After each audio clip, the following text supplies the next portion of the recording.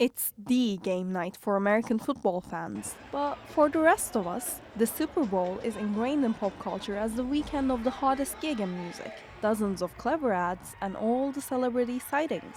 1 in every 3 Americans tunes in for the show, and with an estimated 100 million people watching annually, it's no surprise companies are paying $7 million just to get a 30-second spot at the game. The biggest upgrade to the show this year was the personal involvement of superstar Taylor Swift. The singer took a 13-hour flight to turn up at the game to support her partner, Kansas City Chiefs player Travis Kelce, as did her fans. While some are unhappy to see the cameras focusing on Swift, not everyone believes her being the center of attention is bad for the game. I think that it's not her fault that they keep showing her, and I think she's great for the game. More women need to watch NFL. We need to get more involved in sport. It does get more people involved. I like that. I mean, I'm indifferent. I don't care. Lucky for Swift, the team she cheered for had the game. The Chiefs won for the second consecutive time in only the second overtime game in Super Bowl history.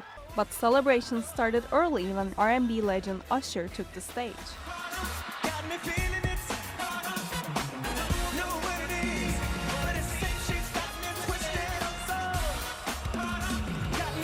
The music world had more to offer to the night than just one show, however.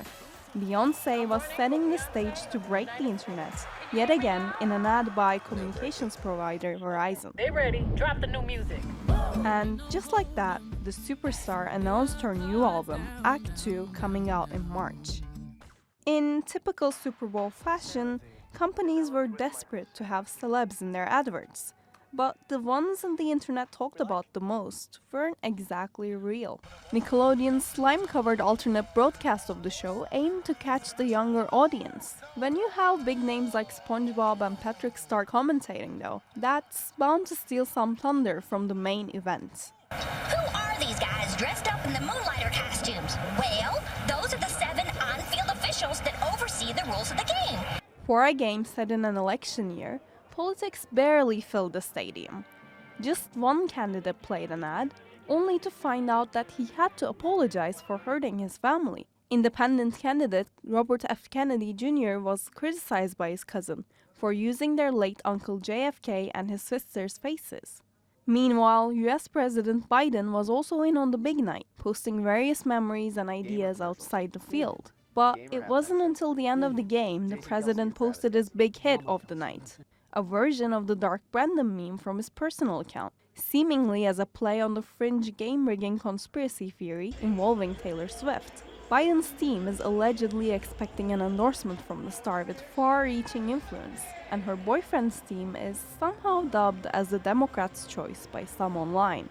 Still, Biden's team might have failed to get the internet points they desired with that post. Responses to that were enough to briefly make Genocide Joe trending again, as netizens discussed the insensitivity of a comedic post while Israel was bombing Gaza.